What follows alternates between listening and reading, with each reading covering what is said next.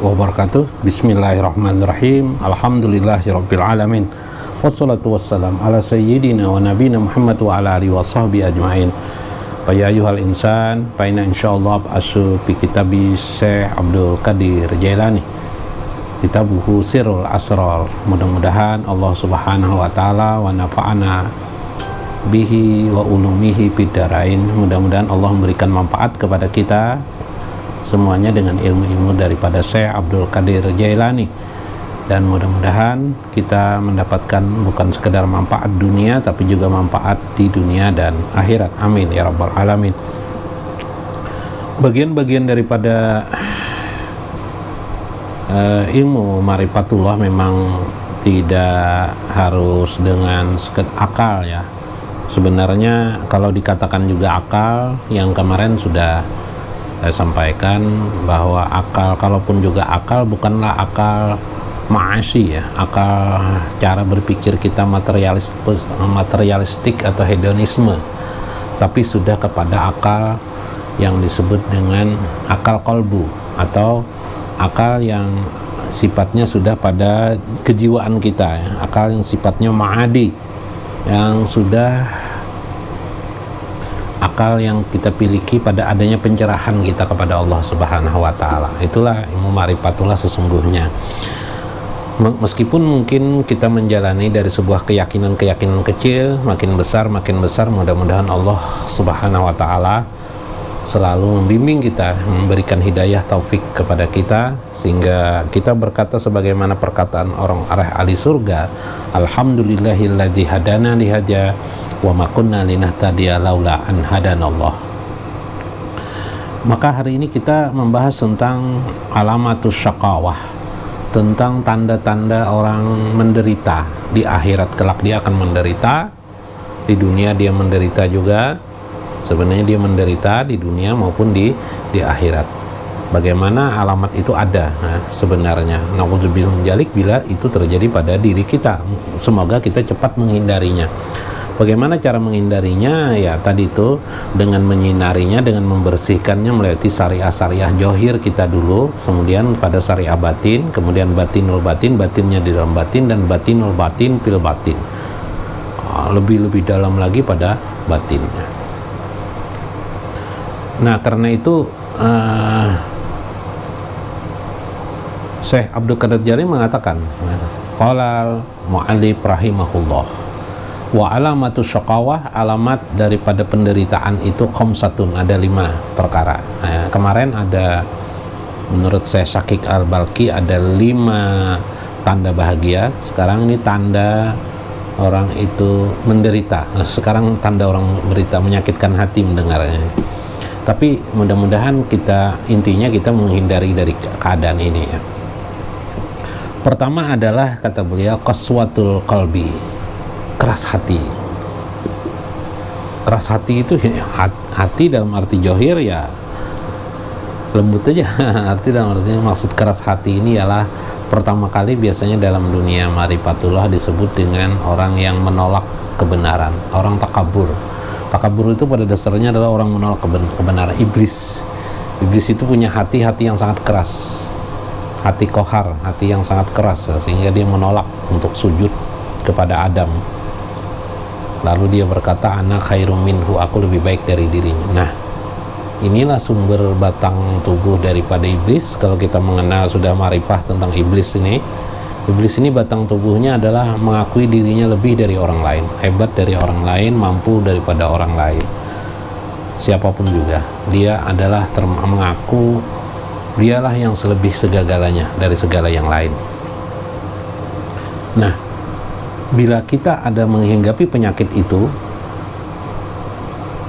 ya kita sudah mewarisi daripada qaswah iblis, kekerasan hati iblis, berarti kita mewarisi.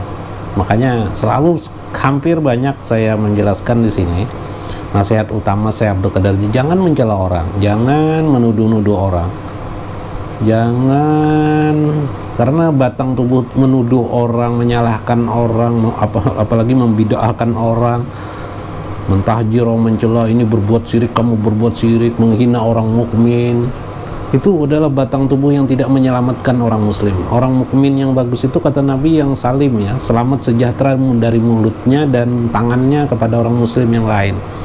Itu kan menyakitkan hati orang mukmin. Bagaimana kita hidup ini menyamankan hati orang lain? Nah, dulu selama tidak berbuat maksiat, ya, untuk sesuatu yang maksiat, itu yang utama dulu. Jangan. Nah, kenapa? Itu batang tubuh iblis, setan, karena ada perasaan diri merasa lebih baik daripada orang lain. Dan itu iklan iblis setan. Iklan iblis setan ini kalau sudah mempengaruhi orang muslim, kasihan orang mukmin ini. Orang mukmin yang terkena iklan iblis ini kasihan sekali dia. Dia akan teringat juga penyakit ini tadi itu, menyalahkan orang lain dan dirinya merasa benar, orang lain salah. Masya Allah, ini paling berbahaya ini. Orang-orang ini menjadi eksklusif, nanti dirinya saja yang benar.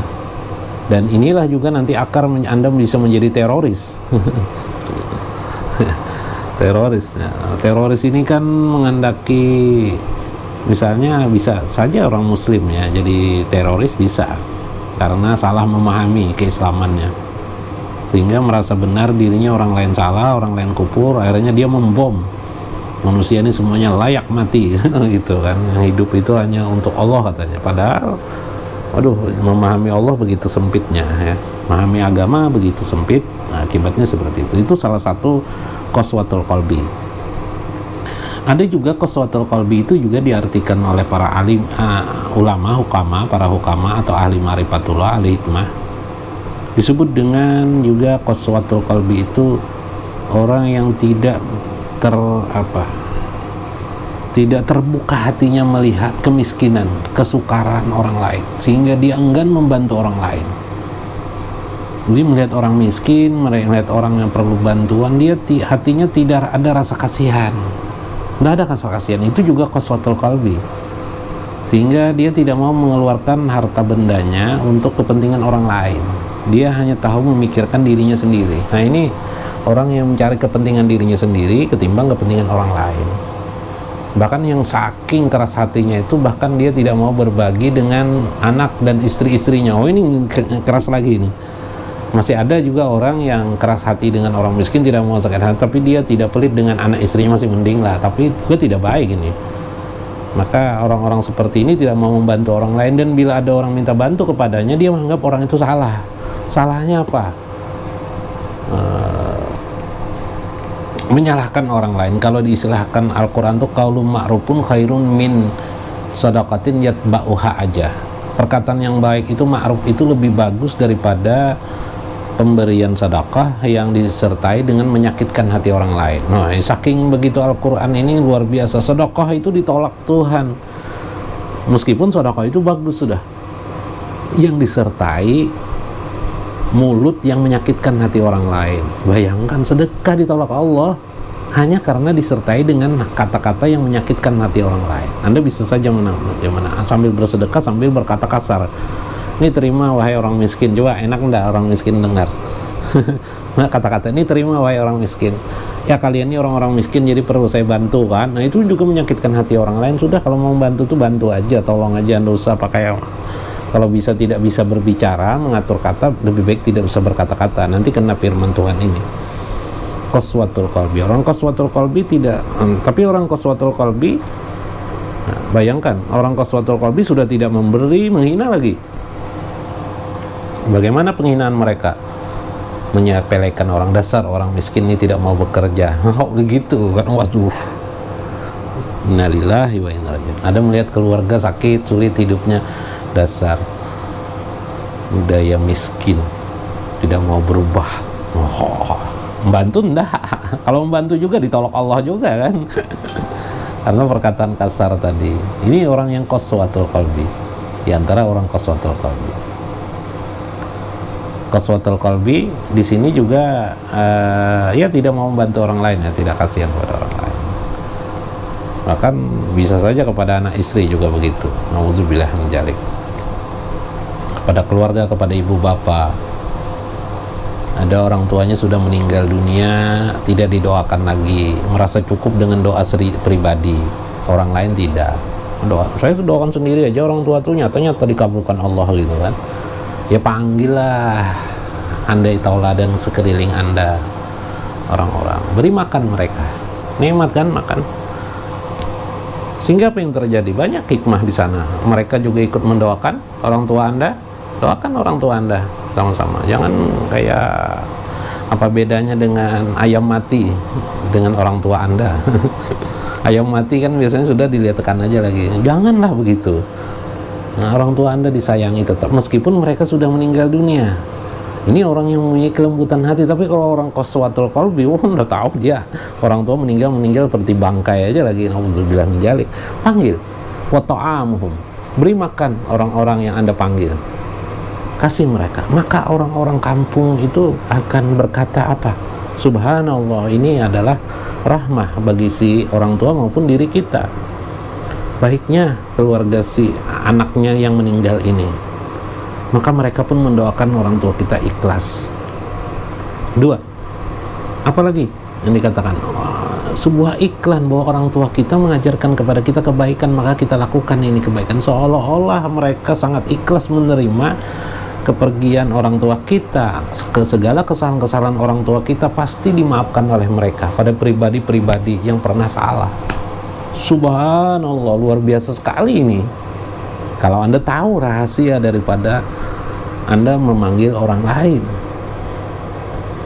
Tapi orang yang keras hatinya, mau di hadis, tidak ada kan hadis Nabi menyuruh kalau orang tua meninggal dunia kita panggil orang masyarakat, tidak ada hadisnya gitu. Kalau tidak ada hadisnya, tidak ada Quran, itu usah dilaksanakan, lain ajaran agama Islam. Ini qaswatul qalbi.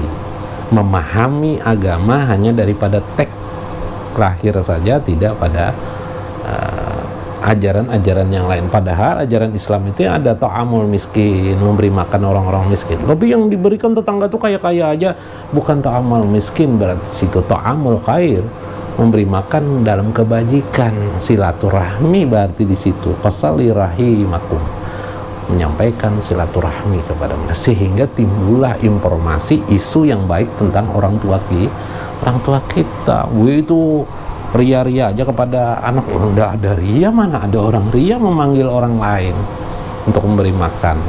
Bukankah punya kepentingan untuk didoakan? Ya Allah ya Karim. Inilah qaswatul qalbi. Jangan seperti itu. Mudah-mudahan kita tidak termasuk seperti itu. Tapi kan saya alim aja sudah. Kalau doa saya pasti kabul. Biasanya saya mendoakan orang kabul aja. Bukan hanya sekedar kabul ini mana memberi makan kepada orang supaya hati kita tetap berada kelembutan. Kalau begitu nanti kita tidak akan bisa menerima kebenaran dari orang lain. Masya Allah. Sedangkan Allah memberikan kebenaran itu ada pada diri kita dan ada pada orang lain, pada keliling kita, kehidupan kita. Kebenaran tidak mutlak pada diri kita. Ya Allah ya Rabbi. Tapi ya kalau tidak bisa menerima ya tidak apa-apa. Tapi menurut saya Abdul Qadir Jailani itu termasuk qaswatul qalbi. Nah, di mana tahu itu ada tentang itu? Itu di kitab Fathur Rabbani. Jadi saya menggabungkan Tafsirul Asrar, kitab Fathur Rabbani dan kitab Futhul Ghaib. Saya gabungkan itu. Karena di sini karena kitab beliau saling berhubungan. Karena seorang pengarang itu meskipun bukunya 10 macam, 20 macam bukunya, kitabnya inti antara satu kitab dengan satu yang lain itu saling berhubungan, karena itu pikiran jati diri mereka yang mendapatkan ilham petunjuk dari Allah Subhanahu wa Ta'ala. Gimana lagi? Atau pakai hadis Quran, hadis, dan nanti kita kembali lagi kepada jahir saja lagi. Selalu akhirnya Anda terfokus nanti seolah agama itu dalil saja terus. Ya, saya takut juga. Saya pingin juga banyak menyampaikan dalil dari Al-Quran, hadis sebagai. Tapi nanti kalau terlalu banyak itu nanti Anda terpengaruh. Nanti disangka Anda nanti belajar kebenaran dan agama, belajar Tuhan itu harus pakai dalil semuanya. Itu yang saya khawatirkan, sehingga Anda terlambat memahami ketuhanan di umur Anda yang sudah mulai tua. Kalau dalil belajar sekolahnya ada, sekolah pesantren, silahkan sekolah pesantren sampai perguruan tinggi Islam, silahkan mau belajar dalil, mau dapat dalil, silahkan. Kiai itu rata-rata punya kitab lebih dari 100-200 buah kitab, tidak kurang-kurang dalil. Tapi kenapa mereka tidak mengatakan tentang dalil? Karena tadi supaya jangan kita terpengaruh pada sekedar dalil memahami Allah Subhanahu wa Ta'ala. Nggak usah mau berdebat sama kiai lah. Kalau keduluran nanti sama kiai-kiai yang ini, banyak kita punya kiai-kiai di Indonesia ini luar biasa alim-alim ya. Sangat alim-alim. tapi mereka tawadu. Kalau berdebat dengan mereka kurang kitabnya kita nanti, ya. Kita nggak usah ngulur-ngulur lah kepada mereka gitu kan, apa ya, cerewet-cerewet gitu. Kita belajar ma'rifatullah ini menghilangkan pertentangan, menghilangkan otak kita. Kita belajar untuk menjadi bodoh, begitu aja bahasanya. Kita belajar ma'rifatullah ini menjadi bodoh, sangat bodoh, dan akhirnya sangat terbodoh. Gimana sangat terbodoh? Ya, ujung daripada ilmu ma'rifat itu adalah menyadari diri sangat bodoh. Gitu, sangat bodoh. Nggak ada apa-apanya, bahkan nggak ada eksistensi, nggak ada wujud kita ini. Nah, gitu, sampai begitu kalau kita belajar ma'rifat. Itu sebenarnya ma'rifatullah. Oke, yang kedua adalah disebut beliau adalah jumudul ain, buta mata, atau kerasnya mata, buta mata, tertutup batu, mungkin batu, jamit itu benda keras, jadi jumudul qalbi itu berarti tertutup benda keras ya. Ya, seperti itulah, itu metaforik bahasanya. Maksudnya kita tidak tidak pernah melihat kebenaran di sekeliling kita. Pikiran kita aja yang benar. Ini orang yang menderita. Orang yang pertama itu orang menderita, qaswatul qalbi, orang tidak bahagia itu seperti itu. Nanti orang yang pertama itu tidak bahagia, tidak akan bahagia. Yang kedua ini adalah juga orang tidak bahagia. Dia akan mencari kebahagiaannya sendiri dalam dirinya, yang akhirnya hancur sendiri dia. Karena di sekelilingnya dianggap tidak memberikan kebahagiaan. Maksudnya adalah di sekelilingnya adalah kebenaran. Makanya kata Nabi, kalau kamu menemukan hikmah di mana saja, fa'aqaju, ambil hikmah itu. Karena karena sesungguhnya hikmah itu dolatu, sesuatu yang sudah hilang selama ini. Ambil hikmah itu. Itu istilah perkataan Sayyidina Ali, panjur ila maqala wala tanjur ila man qala. Perhatikan apa yang dikatakan orang, bukan dikatakan siapa yang mengatakan. Biarpun anak kecil bisa saja kebenaran, makanya dengarkan kita. Orang gila pun kalau ngomong dengarkan. Saya pernah mengisahkan tentang Syekh Junaid Al-Baghdadi. Beliau mendengarkan nasihat orang gila. Bayangkan Syekh besar. Ini Syekh Junaid ini tidak main-main, muridnya daripada Syekh Hasan Al-Basri, seorang tabi'in. Hasan Al-Basri ini pernah berguru kepada Sayyidina Ali bin Abi Thalib, melahirkan seorang murid yang sangat cerdas, yaitu Hasan Al-Basri, dan melahirkan lagi murid yang sangat cerdas. Salah seorang muridnya yang cerdas adalah Syekh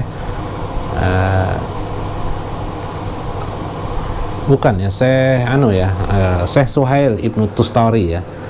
Syekh Suhail Tustari punya murid lagi, muridnya Syekh Junaid Al-Baghdadi kalau salah. Junaid Al-Baghdadi.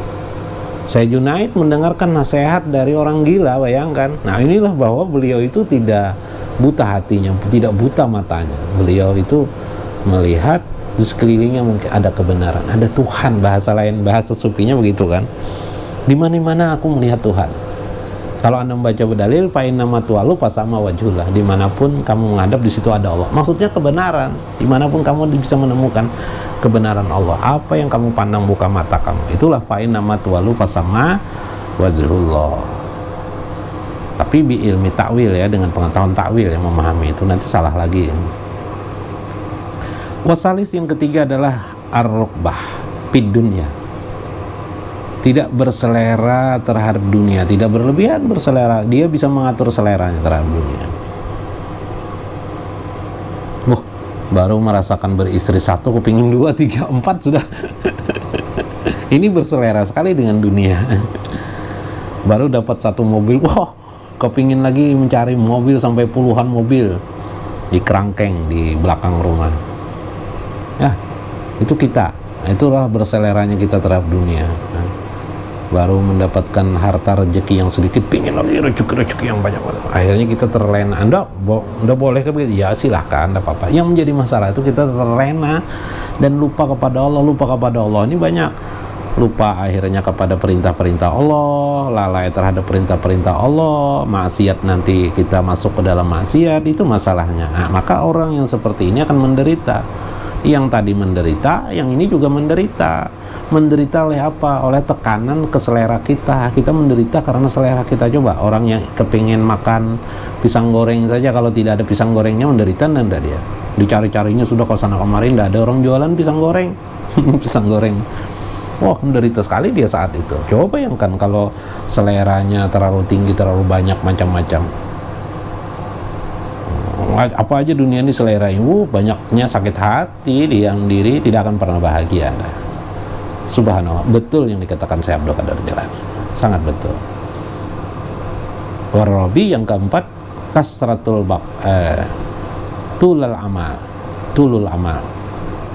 tulul amal ini adalah panjang angan-angan menghayal, tuh suka menghayal.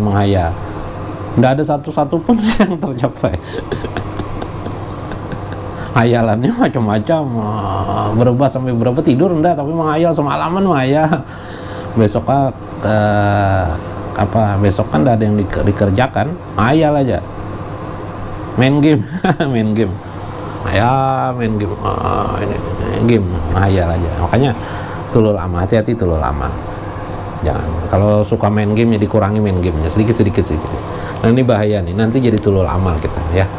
Lebih baik kita ambil zikir, tasbih, zikir. Dengarkan ceramah di YouTube ya, nanti di anukan YouTube ya. Ceramah saya ini dipakai di YouTube. Mudah-mudahan nanti ya sekedar bisa mendengar. Nah, itu boyang menderita. Bayangan penderitaan itu akan terjadi. Nanti kita akan terfokus di hayalan kita. Hayalan kita tidak berfaedah, menjadikan kita pun sikap dan tindak tanduk kita adalah tidak berfaedah, karena hayalan itu membayangi sikap perilaku kita yang menjadikan kita menjadi tidak berfaedah. Nah, wal khamis yang kelima adalah qillatul haya, sedikit rasa malu, terutama malu kepada Allah. Tidak sholat merasa biasa-biasa saja, meninggalkan sholat merasa biasa-biasa saja, tidak berzakat, tidak bersedekah, tidak puasa merasa biasa-biasa, itu berarti tidak ada lagi rasa malu kita dengan Allah. Berarti kita itu menderita sebenarnya.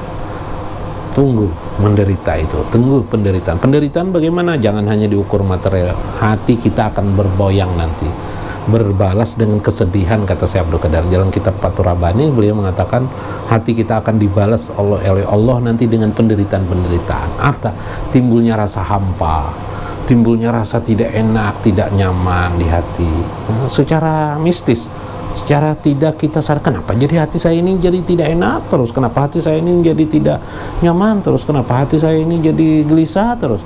Itu karena kita tadi kurang rasa malu atas kesalahan yang kita lakukan di hadapan Allah Subhanahu wa Ta'ala. Termasuk juga tidak ada rasa malu kepada masyarakat, makinnya itu jadi penjahat kita kalau tidak ada rasa malu lagi dengan Allah dan masyarakat. Nah, inilah alamat-alamat penderitaan pada diri kita. Bila kita bisa hilang daripada 5 alamat itu, insya Allah kita bahagia yang sejati, yang luar biasa. Anda akan menikmati, dan bahagia itu akan terpancar dari tubuh Anda, dari mata Anda, dari mulut Anda, kebahagiaan yang sejati, insya Allah. Dan itulah yang terjadi pada para hukama yang mereka memiliki karismatik membahagiakan kita. Dari pandangan matanya saja sudah bahagia kita. Dari kita melihat beliau saja sudah bahagia rasa kita. Bayangkan, belum lagi mereka berbicara, sudah bahagia kita karena magnet karismatik mereka itu terpancar pada diri kita. Mudah-mudahan bermanfaat, mudah-mudahan memberikan faidah bagi kita. Wallahul muwaffiq wa aqwamut thariq. Assalamualaikum.